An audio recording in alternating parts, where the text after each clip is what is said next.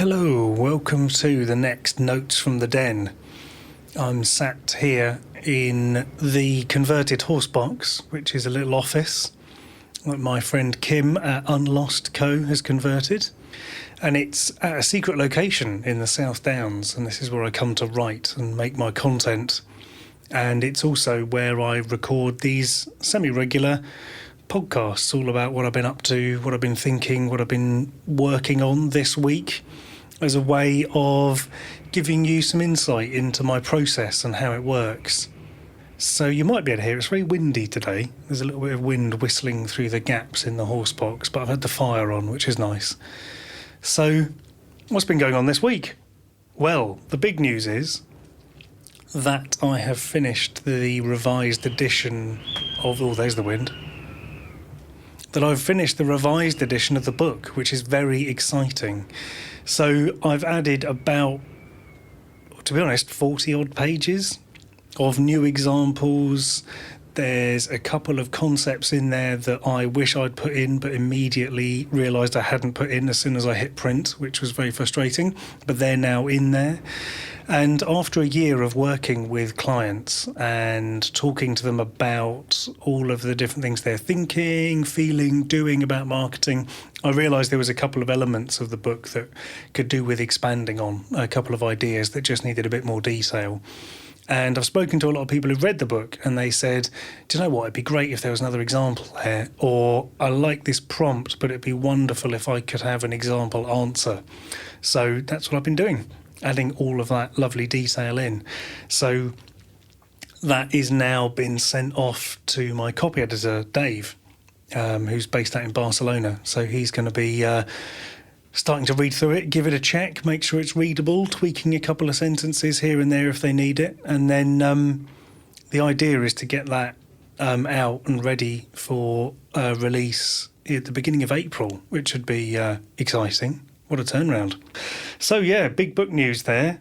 I won't actually be talking about the new revised edition of the book until you can buy it, because I haven't got any copies left. So it'd be slightly awkward if I talk about it now and then people buy it, because I won't have anything to send them. What else has been going on? So in the book I included some stuff about AI, because this week I went to an AI panel discussion which was hosted by Brighton Chamber, who I'm a member of. I've been doing a lot of networking with them for many, many years. Big fan of that. Buy the book if you want to find out what I think about networking. Bloody shameless plugs, eh? So AI, what's that all about then? Well, what did I learn from this panel discussion? There was a room of 100 people, local businesses in Brighton, and it was really interesting to hear what the panel thought of AI and how terrifyingly fast it is developing, but also how interesting it was to hear a room full of people say they are using it. So although I realise that I am in a little bit of a bubble here in Brighton in terms of we've got a very strong business network and quite a lot of those businesses are in the services sector where AI is immediately sort of accessible and usable in everyday work. What was interesting to me was there was a big divide between the people who are using it right now and seem to be using it in pretty much everything they're doing, quite like me, I'm using it all day for various different things, and then people who've never used it before and had absolutely no comprehension of what it could do or the power of it or the prevalence of it in modern day business, really.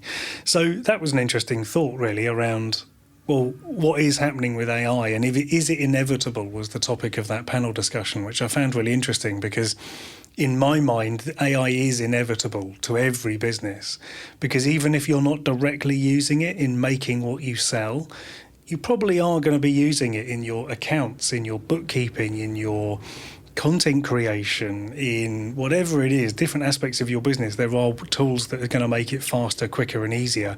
And although they might not present themselves directly as AI tools, you're probably already using them. I mean, if you use LinkedIn, then you already use AI, because AI is what powers what you see on LinkedIn.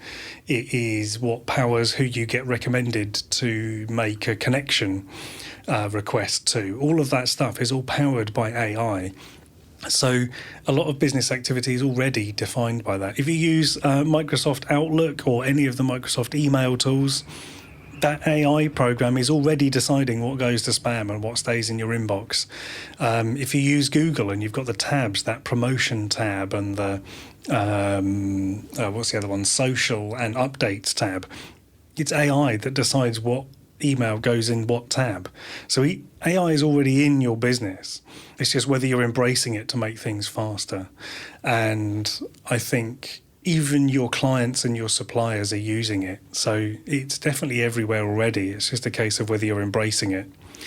And that's not to say that I think it's going to replace a lot of things, but it was more to say that actually one of the things that really came out of this panel discussion was that actually the real value in AI is the human in the loop. And it is having a human involved and having a human there and having the human activity augmented and enhanced by AI rather than simply replacing what the human is doing, which I thought was quite reassuring, but also quite interesting, because I really feel like that is the way it's going to be for quite a while. I feel like AI has got a long way to go before it can replicate a lot of the things that humans are currently doing. So, yeah, that's interesting.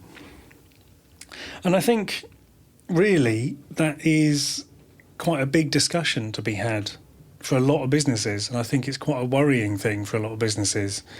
And I think there's a lot of elements of business that currently rely on either something being very slow or not automated. And there's a lot of money to be made in that. For example, here in England, if you sell a house, the process of selling a house is intentionally convoluted, complicated and slow, so that solicitors can hold up the entire process, keep everything slow and need them in it. They've resisted for decades modernising the process. Even in Scotland, the process is completely different, is modernised and doesn't need anywhere near as much involvement from solicitors. So it is possible, even in the same country, if we're thinking of UK being the area, you know, there are two ways of doing it. And it's interesting to see that even just the basic updating of a process has been resisted. And then you think, well, imagine what AI could do across that process, especially in the world of legal and law and processing and documents and research and conveyancing and all this stuff. To use an example, you know, that's definitely one of the areas I see there where the resistance is going to be incredibly strong, because it has been and successfully been for decades of holding up modernisation. But then you look at how fast other technologies are moving: content creation, image generation, video generation, voice synthesis, all of this sort of stuff. It's all moving at a terrifyingly fast pace. And that was the challenge in writing it into the book, is like, well, I could mention a tool, but that tool could no longer be around by the time I hit print on the book. So it's, how do you write about AI without writing about AI in some senses? So, yeah, lots to explore there. So that's what I've been up to this week. I've decided to publish these. I had some good feedback on the first notes from the den. So if you would like to get in touch with a question, or you've got an observation about some of the content I'm making, or you've got a subject that you think, oh, it'd be great if someone could make a video about that or a podcast about that, then do let me know. The best way to get in touch is to connect on LinkedIn and then send me a message there. I hope you have enjoyed this update. If you'd like to know when the next episode of the podcast comes out, then do press the follow button wherever you're listening to this podcast. And if you think there's someone who might find this podcast useful, then do consider sharing an episode with them. It would be great to get my voice into some new ears. So until next week, happy marketing.